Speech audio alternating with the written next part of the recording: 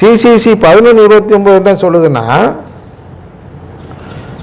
புதிய உடன்படிக்கை மூலமாக தான் மீட்பு என்று சொல்கிறது சிசிசி. அப்படின்னா என்ன? நற்கருணை இல்லாமல் மீட்பு இல்லை. அதெல்லாம் அபாலிஷ் பண்ணிட்டாங்கன்னு நினச்சாங்க. யார்? 2ஆம் வத்திக்கான் சங்கத்தில் திருச்சபைக்கு வெளியிலும் மீட்பு என்ற ஒரு கருத்து சொல்லப்படலாம் என்று ஒரு அனுமதி கொடுத்ததால் அந்த பழைய நம்பிக்கையை ஒழித்து விட்டார்கள் என்று நினைத்தார்கள். எனக்கு பாடம் எடுத்தவர்கள் கூட அந்த நம்பிக்கையில் பாடம் எடுத்திருப்பதை நான் பார்த்திருக்கிறேன். அதனால் சொல்கிறேன். என்ன சொல்கிறேன் என்றால், அது அபாலிஷ் செய்யப்படவில்லை, அது எடுத்து விடவில்லை, அது இன்றும் இருக்கிறது என்றுதான் 11:29 சொல்கிறது. அது மாதிரி திருச்சபைக்கும் சொல்லப்படுகிறது. அது 12:57 திருச்சபை மூலமாக தான் மீட்பு அது இருக்கிறது. சிசிசி 12:57 அது இருக்கிறது. அதெல்லாம் போகலை. நீங்கள் வேணால் வெளியில் இருக்க வேணால் சொல்லிக்கிங்கன்னு தான் சொல்கிறாங்க.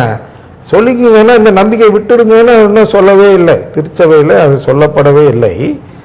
ஆனால் நான் இந்த நம்பிக்கையை விட்டு விட்டேன் என்றால், நற்கருணை மூலமாக மட்டுமே மீட்பு என்ற நம்பிக்கையை விட்டுவிட்டு நற்கருணை இல்லாமலும் மீட்பு பெறலாம், அதாவது தூயாவி ஜபத்தின் மூலமாகவும் மீட்பு பெறலாம் என்று நான் நினைப்பேன் என்றால் நான் என்ன செய்கிறேன் என்றால், திருச்சபை விட்டு வெளியேறியவனாக மாறிவிடுகிறேன்.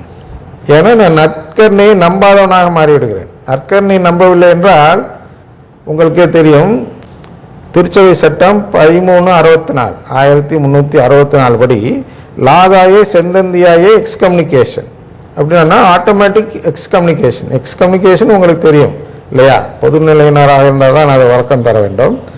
அப்போ நான் திருச்சபை விட்டு வெளியேற்றப்பட்டவனாக மாறிவிடுகிறேன். எப்போ நான் நற்கருணையை நம்புவதிலிருந்து வெளியேறுகிறேனோ, அந்த 11:29 நம்புவதிலிருந்து நான் எப்பொழுது வெளியேறுகிறேனோ அப்பொழுது நான் திருச்சபை விட்டு வெளியேறி விடுகிறேன். அப்படின்னா என்ன? இப்படி நம்பாதவர்கள் தான் அருங்குடி இயக்கத்தை தேடி செல்கிறார்கள் என்று பார்க்கிறோம். அதனால் அது போன்ற நம்பிக்கை எல்லாம் என்ன செய்கிறது என்றால், இங்கே வருகிறேன், ரோமையர் 10:3 திருப்பி வாங்கல். பாருங்க, அவர்கள் தங்கள் முயற்சியாலேயே கடவுளுக்கு ஏற்போலாக முயல்கிறார்கள். அவங்களா ஒரு முறைமை ஏற்படுத்துகிறார்கள். இந்த தூயாவி ஜப கூட்டமெல்லாம் இயேசு ஏற்படுத்திய ஜப கூட்ட முறை அல்ல. இயேசு ஏற்படுத்திய சடங்கு என்பது திருப்பலி மட்டுமே. அதை பார்க்கிறோம். அப்போ இவர்களாக சில முறைமைகளை ஏற்படுத்துவது தான் இந்த சபைகள் போன்ற எல்லா நம்பிக்கைகளும். கடவுள் என்ன நம்மள்ட்ட எதிர்பார்க்கிறாருன்னே தெரியாமல், அறிந்து கொள்ளாமல் அவர்களாக ஒன்று நினச்சிக்கிறாங்க. உதாரணத்துக்கு இந்து மதத்தில் பார்த்தீங்கன்னா, நீங்கள் எல்லாருக்கும் தெரிஞ்சிருக்கும், பால் அபிஷேகம். பால் அபிஷேகம் ஏன் செய்கிறார்கள் என்று எனக்கு சிறிது காலம் தெரியாமல் இருந்தது. அது எப்போ புரிஞ்சிச்சுன்னா, முதல்வன் என்று ஒரு படம் பார்த்தேன், திரைப்படம். அப்போதுதான் பால் அபிஷேகம் ஏன் செய்கிறாங்கங்கிறது அந்த உண்மையை புரிஞ்சிச்சு. என்னென்னா, அந்த ஹீரோ சாக்கடையில் விழுந்து வரும்பொழுது அந்த பால் கேனை வச்சு குளிப்பாட்டம் பாலாலே. அதுதான் அந்த விக்கிரகங்களுக்கு இந்துக்கள் செய்கிறார்கள். பால் அபிஷேகம்னா அவங்களுக்கு கடவுள் என்ன எதிர்பார்க்கிறார் என்ற அந்த உண்மை தெரியவில்லை. ஆனால் இவர்கள் முயற்சியாலேயே கடவுளை மகிமைப்படுத்த ஏதோ ஒரு சடங்கை ஏற்படுத்தியதில் இவர்களுக்கு எதெல்லாம் பெரிதாக தோன்றியதோ அதெல்லாம் அதெல்லாம் வைத்து கடவுளை குளிப்பாட்டுகிறார்கள் சந்தோஷப்படுத்த. அதில் ஒன்று பால், இன்னொன்று நெய், அப்புறம் அன்னம், இப்படி நிறைய ஊற்றுறாங்க. இதெல்லாம் அவங்களுக்கு அந்த சந்தனம், இப்படிலாம் நிறையா அந்த கடவுளை மகிமைப்படுத்துகிறார்களாம். அவர்களுடைய எண்ணம் நல்ல எண்ணம் தான். ஆனால் என்ன பிரச்சனைனா, அவர்களுக்கு பற்று உண்டு. ஆனால் அந்த பற்று உண்மையான அறிவை அடிப்படையாக கொண்ட பற்று அல்ல, அது வேஸ்ட்டு அப்படின்னு சொல்கிறார். அதனால் இங்கே நாம் என்ன தெரிந்து கொள்கிறோம் என்றால், கடவுள் நம்மிடம் ஒரு விருப்புரிமை தருகிறார். அந்த விருப்புரிமையின்படி நாம் செயல்படும் பொழுது வாழ்வை தேர்ந்தெடுக்க வேண்டும்.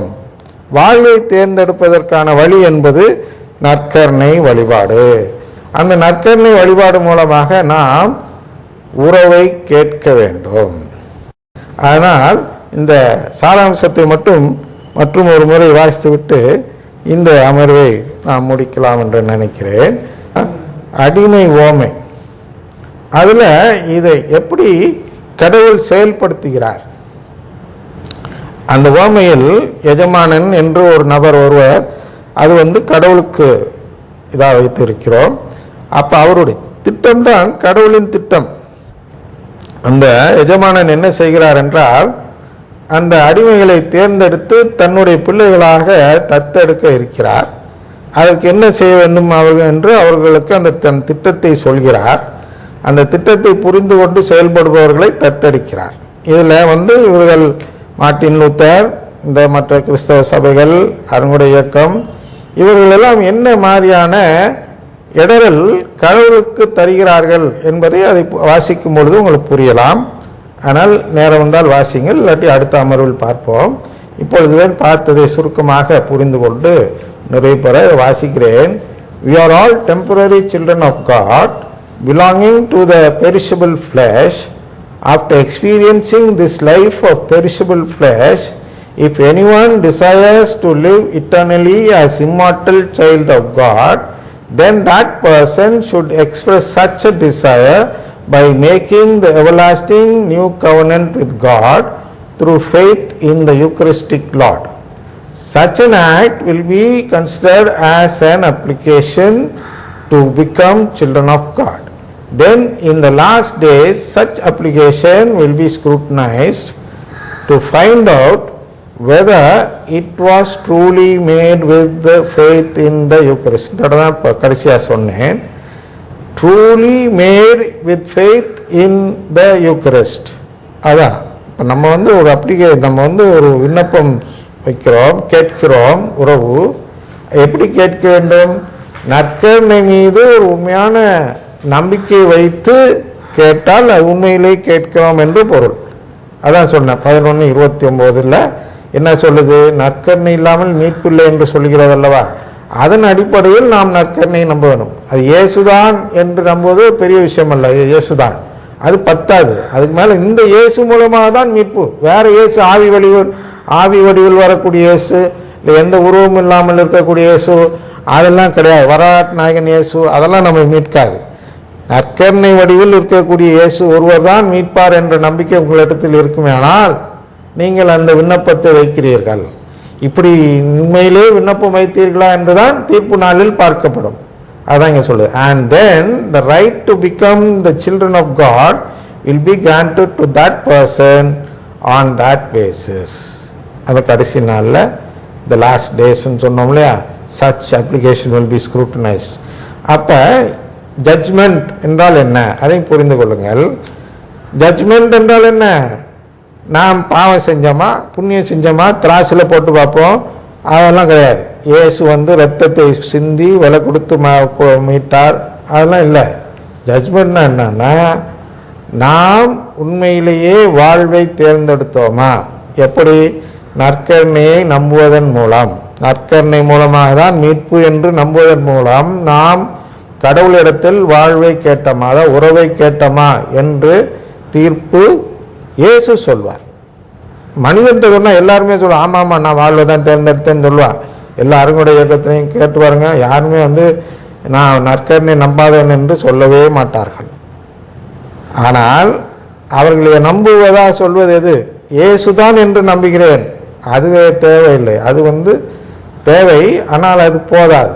என்ன வேணும் என்றால், இந்த இயேசு மூலமாக தான் மீட்பு என்ற அந்த நம்பிக்கை இருக்க வேண்டும். அந்த நம்பிக்கை இருந்தால் நாம் வேறு ஜெபமுறைக்கே போக மாட்டோம். திருப்பலி, ஜெபமாலை போன்ற அந்த எழுத்து வடிவ ஜெபத்தை விட்டு வெளியில் போகவே மாட்டோம். வெளியில் யாராவது சொந்த ஜெபம் என்று போனால் அவர்கள் இந்த விண்ணப்பம் வைக்காதவர்கள், போலியாக வைத்தவர்கள். இதை தான் இயேசு அங்கே வெளிப்படுத்துவார். அதுதான் இந்த இது உதவும். அடுத்த செஷனில் டீட்டெயில் பார்ப்போம். இப்பொழுதுக்கு நிறைவு கொள்வோம். தந்தை மகன் தூயாவின் பேராலே ஆமென்.